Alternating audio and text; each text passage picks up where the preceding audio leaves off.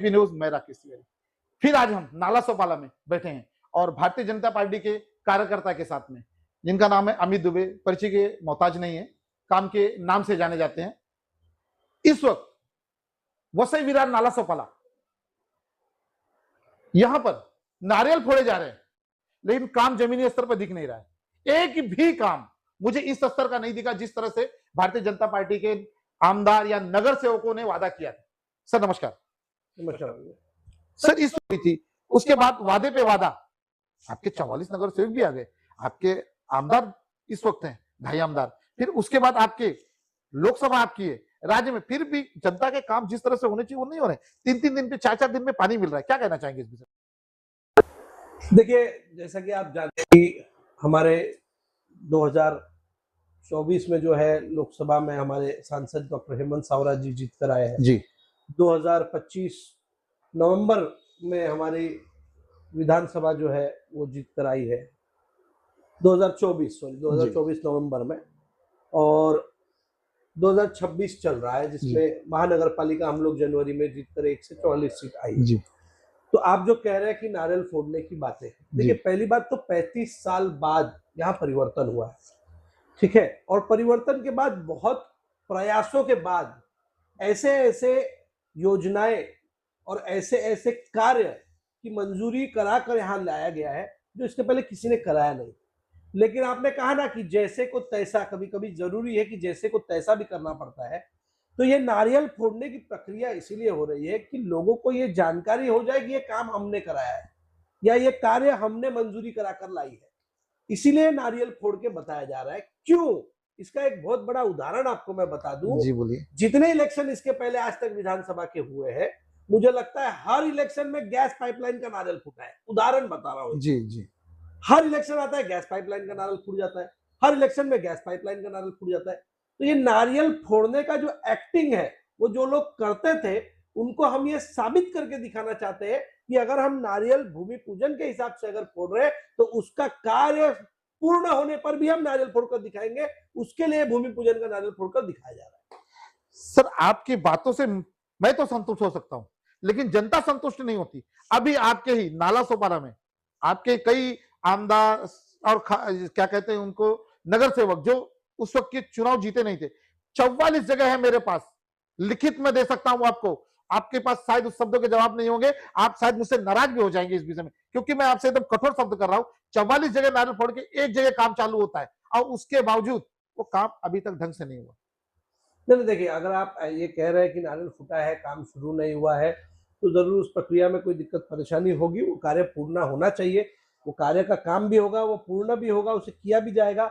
उस जिस प्रभाग में, जिस क्षेत्र में वो काम का नारियल फूटा होगा, वहां के जो हमारे पदाधिकारी हो, जो कार्यकर्ता हो, मैं आपके चैनल के माध्यम से लोगों को बता रहा हूँ कि आप उनसे संपर्क करिए, उनसे ये प्रश्न करिए कि काम क्यों नहीं अब तक शुरू हुआ है या काम को पूरा क्यों नहीं किया गया है। मैं आपको शब्द देता हूं, भारतीय जनता पार्टी का हर एक कार्यकर्ता आपके कार्य के लिए, आपके क्षेत्र के विकास के लिए, राष्ट्र के हित के लिए कार्य करता है। वो आपके लिए खड़ा रहेगा, तत्पर रहेगा और वो कार्य को पूर्ण कराने के लिए खुद अपनी तरफ से प्रयास करेगा। लेकिन फिर मैं आपको बता दूं, जितने नारियल फूटेंगे, जितने नारियल फूटने से भूमि पूजन कार्य होगा, उन सभी कार्य को पूर्ण करके उसका पूर्ण समापन पे भी नारियल फोड़ा जाएगा। सर देखिए, अस्पताल की बड़ी होड़ लगी थी यहां पर। पहले जो पार्टी थी बहुजन विकास आघाड़ी, वो कहती है हमारा काम है। आप कहते, इसमें जब आपके सांसद महोदय आए थे तो वहां पे एक विवाद भी हुआ था। उसके बावजूद कितना दिन हो गया इसको, अभी तक उस हॉस्पिटल की सही ढंग से काम चालू नहीं। क्या ये अगले लोकसभा इलेक्शन तक ही बनते रहेगा? नहीं, देखिए, आप जो बात कह रहे हैं वो बात मैं आपको बता दूं कि जो हॉस्पिटल का जो कार्य आप कह रहे हैं, जिसकी पूजा हुई, तो आपके हिसाब से कार्य नहीं हुआ है ना। लेकिन अगर आप पेपर पे जब जाके देखेंगे तो पेपर पे 7/12 पे नाम ट्रांसफर करा लेना, फंड का मंजूरी करा लेना, प्लान को सैंक्शन करवाना, प्लान का ये बनवाना, ड्राइंग बनवाना, ये सब कार्य प्रोसेस में है। देखिए, कोई बिल्डिंग खड़ा करना सरकारी काम है, ये कोई मेरा पर्सनल काम तो है नहीं कि मैं अभी किसी को वो टेंडर दे दिया या किसी से कॉन्ट्रैक्ट दे दिया और पेमेंट कर दिया और महीने 2 महीने में काम होकर रेडी हो जाएगा, ऐसा नहीं है। ये सरकारी काम है, थोड़ी प्रक्रिया में समय लगती है और इस प्रक्रिया को बाकायदा पारदर्शिता के साथ हम लोग लोगों तक पहुंचा रहे हैं। कि हम क्या क्या काम कर रहे हैं, हर महीने उसके पीछे क्या क्या हो रहा है, क्या नहीं हो रहा है, वो कार्य कहाँ से कहाँ तक पहुंचा है, ये हर चीज हम पारदर्शिता से बता रहे हैं लोगों को। तो लोगों को इस चीज की भी जानकारी है और निश्चित रूप से उस अचूले जगह पर मल्टी स्पेशलिटी हॉस्पिटल खुलेगा जो यहाँ के जनता, यहाँ के इस क्षेत्र के लोगों की सेवा के लिए रहेगा। सर देखिए, आप एक बिजनेसमैन भी हैं, इस बात में कोई दो राय नहीं, और एक अच्छे मजे राजनीतिक भी हैं। इस वक्त आपको लग रहा नहीं है कि देखिए आप आपके घर में खुद आमदार है और आपके ऐसे नहीं है कि मंत्रियों से संबंध नहीं है, बड़े बड़े मंत्रियों से आपके पर्सनल संबंध है।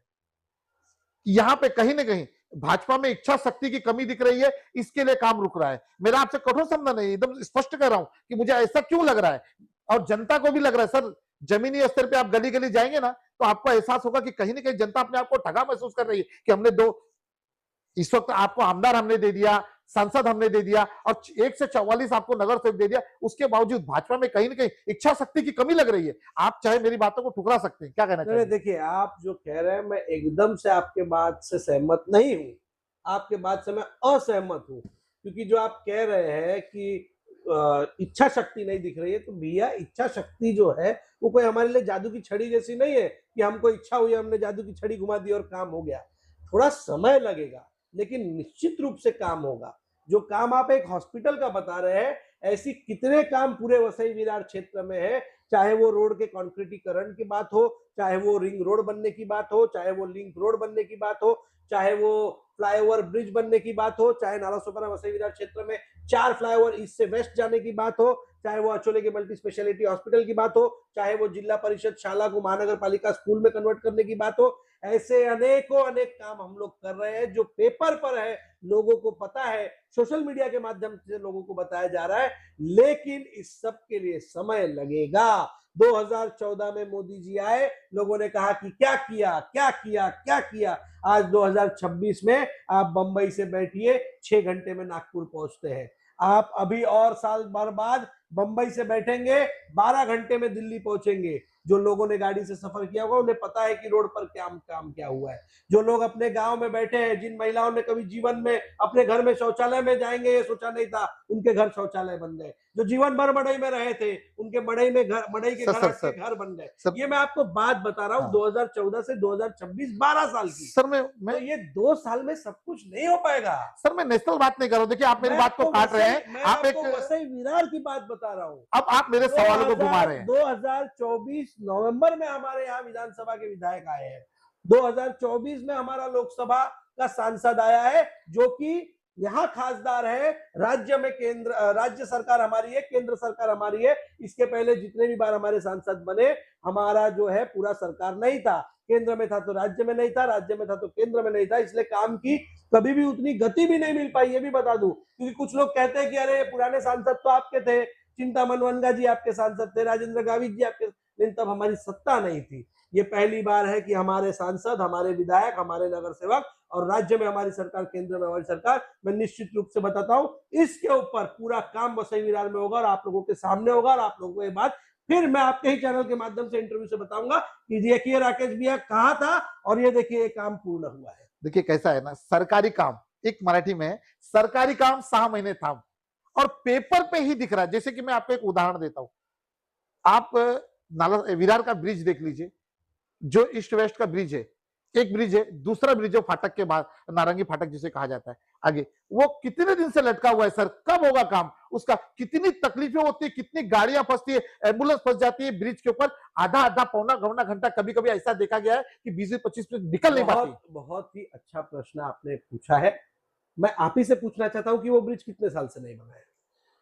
सर 5-6 साल तो दिख रहे हैं मुझे। हमारी सत्ता के कितने साल? अरे लेकिन अभी तो आपकी सत्ता है सर। अभी ना है, आज ही सुबह हमारे यहाँ मीटिंग हुई, हमारे नालासोपारा विधानसभा के विधायक श्री राजन नाइक जी थे, आज ही गए हैं। नए नए हमारे कमिश्नर जी आए हैं, पृथ्वीराज बीपी जी, वो भी थे।